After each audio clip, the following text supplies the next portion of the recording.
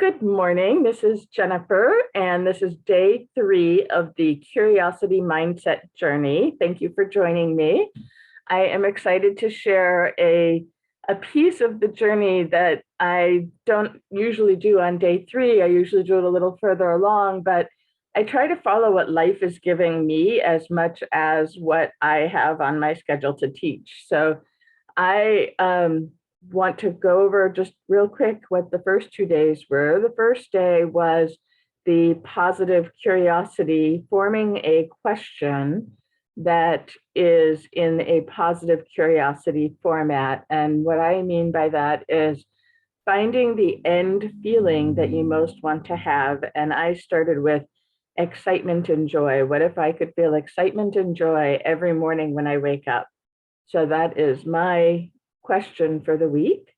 And then the next day, yesterday, I shared about celebration and how celebration can help you strengthen the pathway that you want toward that excitement and joy, or whatever it is that you chose as your week question, or even just your day. You can change it today if you want.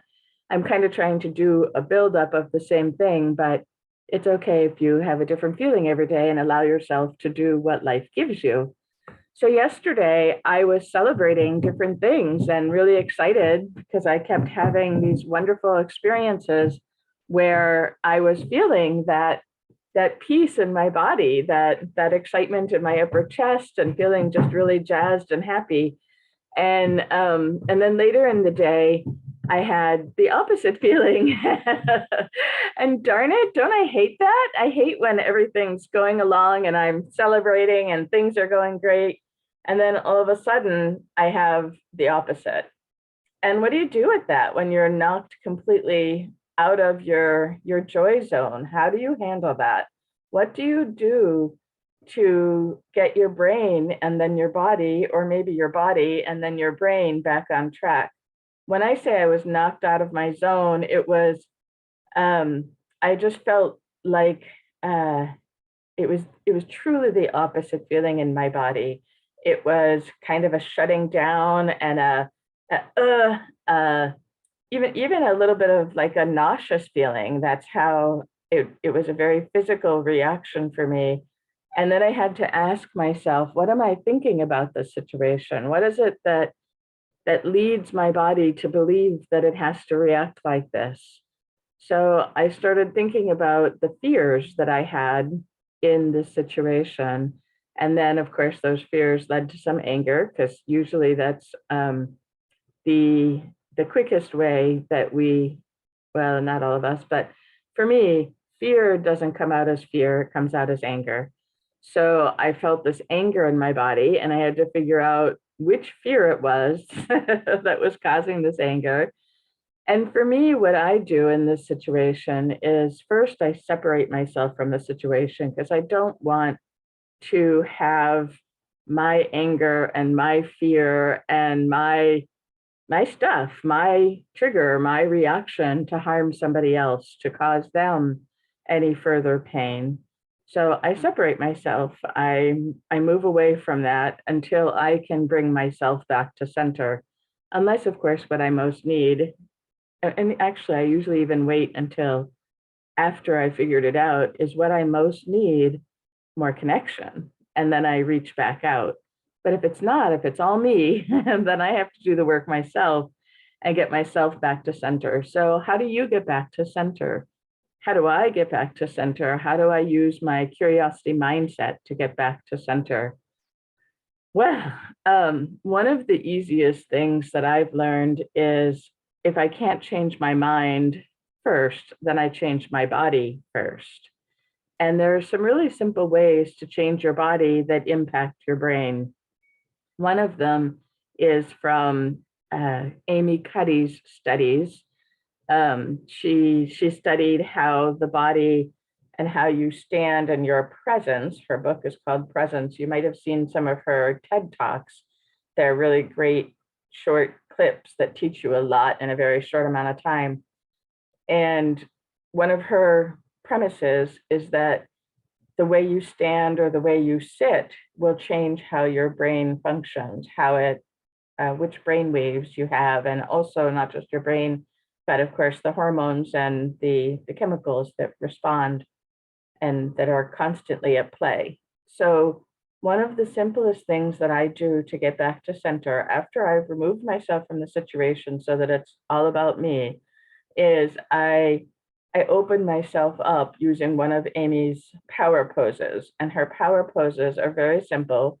And I'll just show you the sitting down versions. One is where you just have your arms up and out, and you can sit with your legs not straight and not crossed, but just a little bit spread out or a lot spread out if you want. So you're kind of doing a sitting starfish. And then you can also stand to do that. If I do that, it'll look funny on the video, but you know what I mean, where you're just standing and you're making a great big X. And those things help change your brain to have more confidence. And once your brain starts having and you're starting to feel a little more confidence, then start thinking about your issue. Start saying, what am I not seeing in this situation? Who would I be if I could have peace even in this situation? So using curiosity about yourself and about the situation so that you can come back to center. What if I could forgive myself for this reaction? What if I could find peace in this situation, even if I don't have all of the truth of it? What if there's a truth that I'm not seeing in this situation? So asking yourself these questions will help your brain and your body, especially if you stay in a power pose. If you stay in that power pose and ask those questions, then your brain will have an easier time going back to your center point, going back to your own place of peace. I also highly recommend a deep breathing while you do it. So why don't we just try that for one, I think we have about a minute because we started a little late. So let's go ahead and just try that. So the sitting power pose with the arms out, or standing power pose like you're standing in a starfish.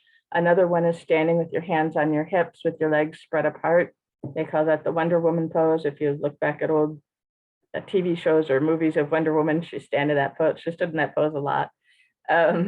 So just try one of those poses, and then I'm going to go ahead and count out.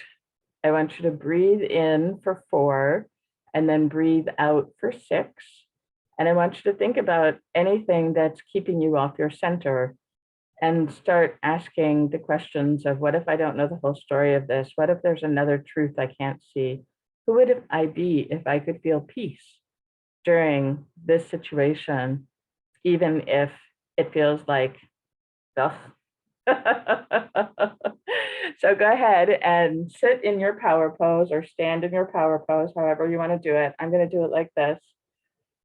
And I'm going to count and breathe with you. And I want you just to go with your own thoughts on this. So returning to center, let's say, breathing in, 1, 2, 3, 4, hold for a second, and out. 1, 2, 3, 4, 5, 6, and in. 1, 2, 3, 4, hold, and out. 1, 2, 3, 4, 5, 6, and one more. In for 4, 2, 3, 4, out for 6. 1, 2, 3, 4, 5, 6. And now just come back and see how you feel and check in with your body. And then once you feel like you've come back to a center point, a feeling of neutrality, then go back to your question of, what if I could feel excited? What if I could feel joy? What if it's safe for me to shift into a new way of thinking today? What if it's fun for me to shift into a new way of being today? So those are my thoughts for today for the mindset, for going back to center and getting back into your own place of peace when something knocks you off. I'm going to go ahead and stop recording and answer any questions you might have.